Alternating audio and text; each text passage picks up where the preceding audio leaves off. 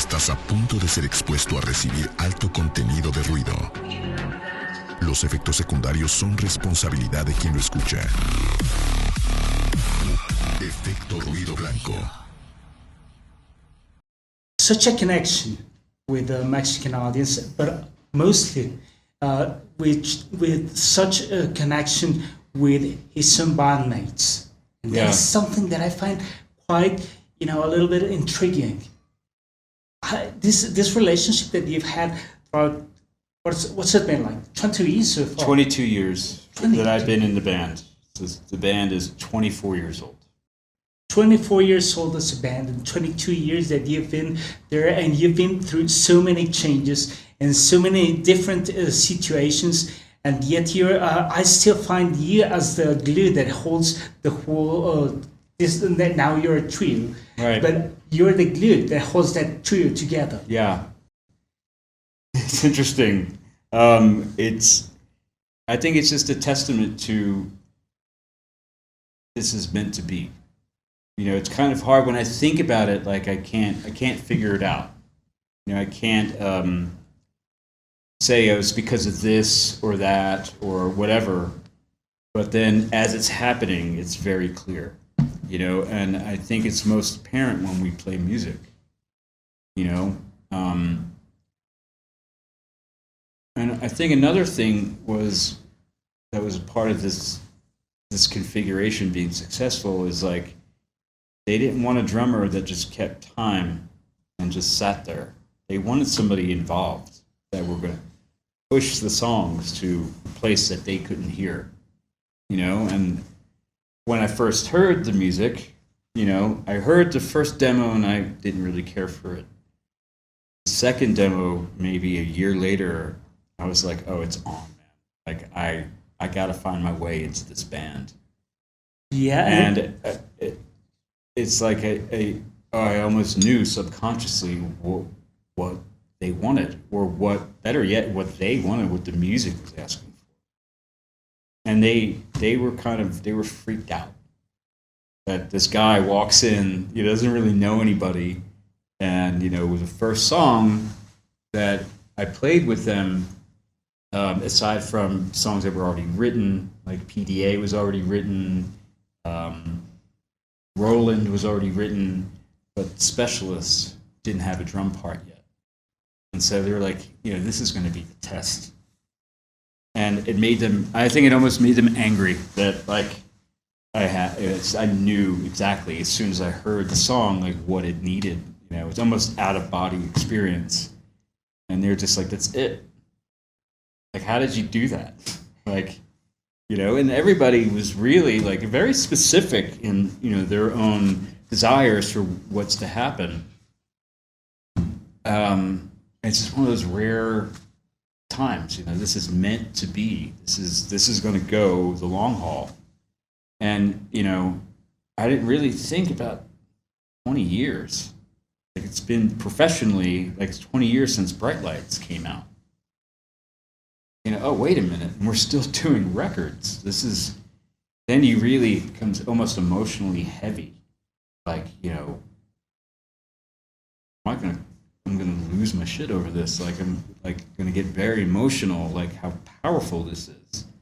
It's been 20 years.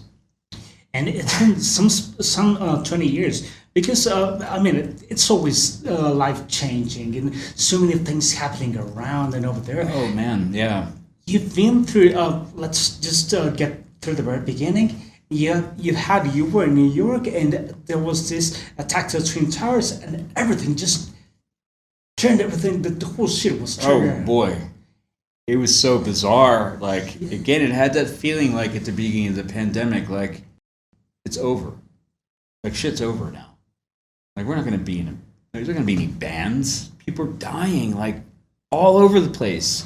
And that had that same thing when the buildings came down. It's like, we're going to play music? Like, you just felt like so numb. Like you felt like you disappeared for a minute. And a lot of people felt that way because clubs aren't open. You know what I mean? There's like police all over the streets. You had to have ID to get into Manhattan. you know, all this stuff. It felt like this is over, but you know, it wasn't. So we find ourselves making it through that situation there, you know, and we're putting out an album. Bright Lights came out a year later, you know. And then there's other things like in personal life, married, divorced, you know, breakups and disappointment and, you know, being tired from being all over the world, but loving being all over the world, you know. It's just such a contrast happening in real time, you know. I don't want it, I do.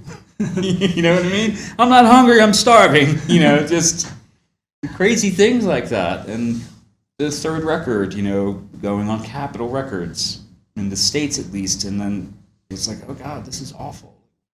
We're done. This is it, you know? Not having that same thing that we have with Matador Records, you know, being on an independent label, and then that was just a phase. We're not done, you know? There's another record. We're going back to Matador. There's a lot, and you don't stop and really think about it.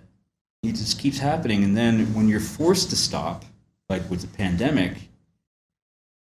you really value everything. Like you just kind of take inventory, you know, and go, oh wow, this happened, and this is 20 years, and you think about stupid fights that you had or arguments, and you just don't have anything to do with that, and like this is going to be a new day moving forward.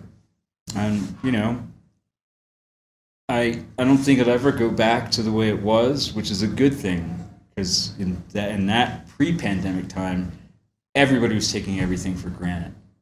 You know, it's just kind of the way it is, and especially within this situation, like this is a privileged position. You know what I mean? I don't care how talented you are lucky to be doing this. And that's the one thing that sticks, because it going through what everybody went through 2 years ago, what saved me was playing music, like literally and monetarily, you know.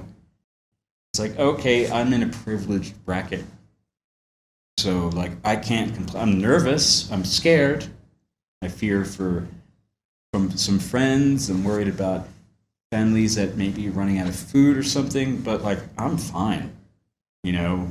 And that's kind of weird. It's kind of a weird position to be in, you know, seeing the whole world like biting their nails, biting their fingers off, you know. And it's like, yeah, I could still get sick, I could still die, but I'm pretty safe here. And you know, you can only turn around and okay, well, we can make an album, you know. And you come to a place like Mexico, it's like, it makes it really clear, because the connection between the audience and the band is so intense, you know. And it's kind of you can almost see it as like Mexico kind of representing the world, your world. You know, you're going to go to these other cool places and play, but the point of reference is Mexico. You know, I've said a lot today that there's New York, there's LA, and there's Mexico City. That's what made the band. Other great places, London had something to do with it. Dublin, Ireland is a great place that I'm sure Mexican people would love being at a show there, because it's the same kind of audience, just white. You know? But it's the same heart and spirit. And you can almost have the same conversation, it's just a different accent. Very pure, beautiful people, you know? But the fact is that like Mexico City just kind of is one of the biggest places for us. And we actually, as an audience, we feel it, because I can say a lot of things that I can always go to, you know, the regular places, to the common places where an interview may go. But I want to establish, you know, a kind of a bond, because someone who speaks their heart out is someone that actually feels what they're doing, and this is not only, you know, the job. Right. And that's what you do. And I think that some of the people in the Mexican audience always gets that when you're playing. And so many others go like, oh yeah, well, they always come to Mexico. No, but the real fans and the people that love the music always find a new way to establish a connection. Yeah. And now you have a new album, which sums up perfectly all that you were saying about the births and the rebirths of the whole band. Yeah. This new stage and this new time of the band is going through a different level. Yeah. And I would like to know, how has it been, and how are you coping with this new birth? Well, it's good.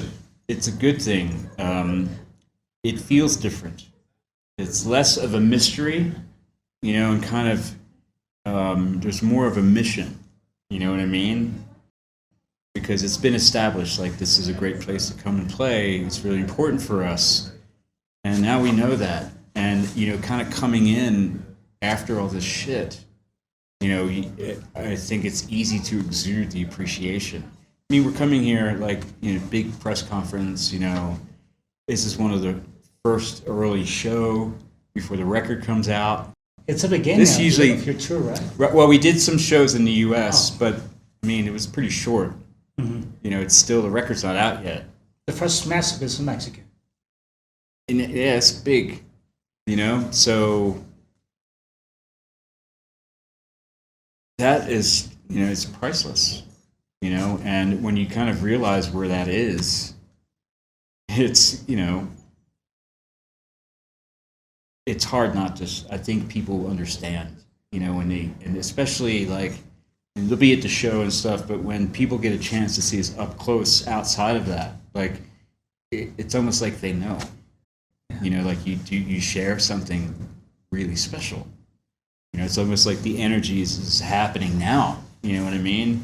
We did this thing yesterday where it was 30 college students, music students. We did a private Q&A, question and answer session. And you could just see it on their faces, or right there.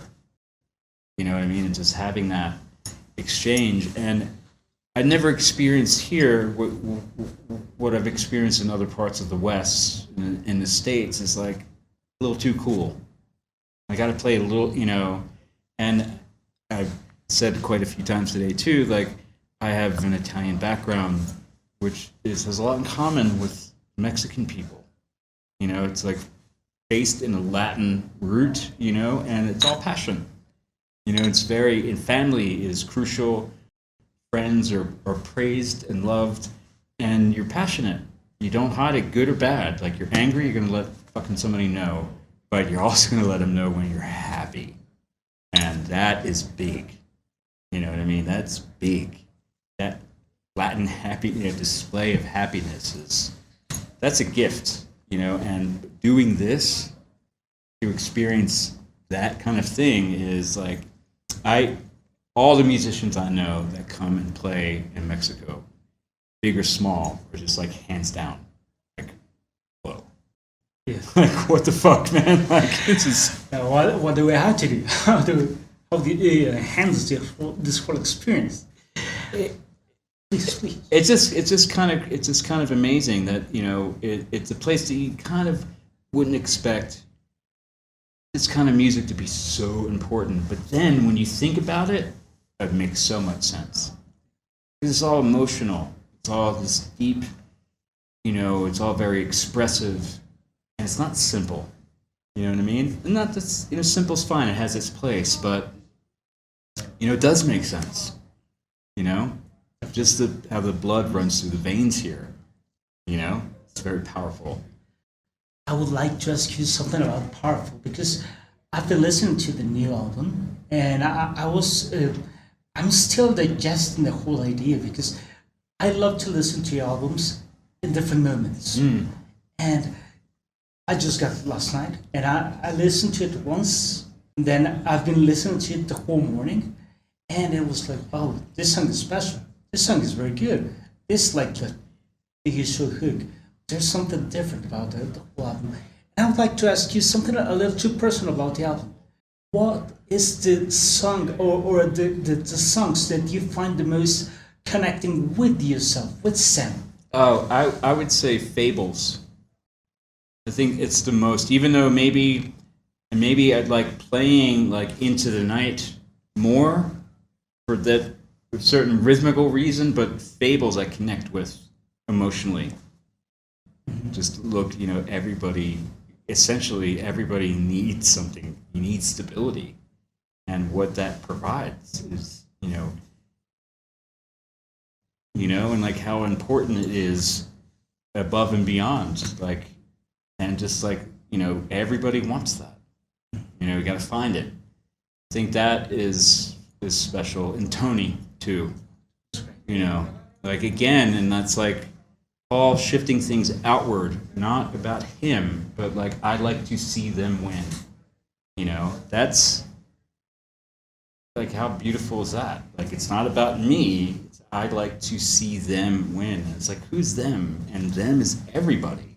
Them is whoever is in, whoever you can see in front of you or whoever you can think about.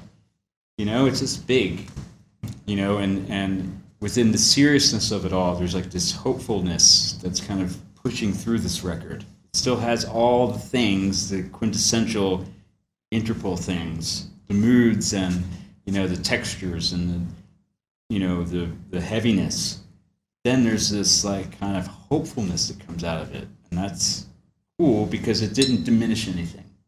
It kind of expands the emotional palette, And it's kind of nice not hearing Paul sing about how bad things are for him, but actually like what he wants for other people, Whether it's him saying it or not, it could be a character in the song, So.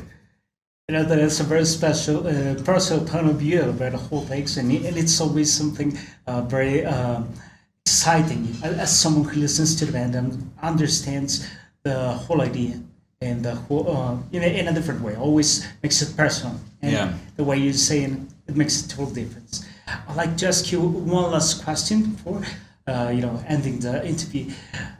I read that you said, if I'm not wrong, I read in the interview that you had to record in a different place. There was Daniel somewhere, and I don't know. Yeah, all at home. Each of us. I was in Georgia, near Atlanta. Paul was in Berlin, and Daniel was in Barcelona. But you guys made a better connection or improved your connection? We didn't think it would be improved. We thought it would be kind of compromised, that we couldn't be in a room together, but it didn't work out that way. I think having the isolation did something and helped each of us explore a little bit different of an approach, just a little bit. And, with Paul was like he didn't have to compete with volume while singing. So he noticed that, if he sings softer, there's other melodies he can explore. And even with drumming, too, like it didn't have to be all hardball. I could do things, and if they're delicate, I could play different things. And it's still going to be loud. It's still amplified going through, an amplifier. It's a microphone, amplifier, into the computer. So that was kind of cool that it added another dimension, and that came from not being able to be together. So what was like kind of like a negative aspect became a big plus, because now we have a new mode if we want to use it in the future. Yeah.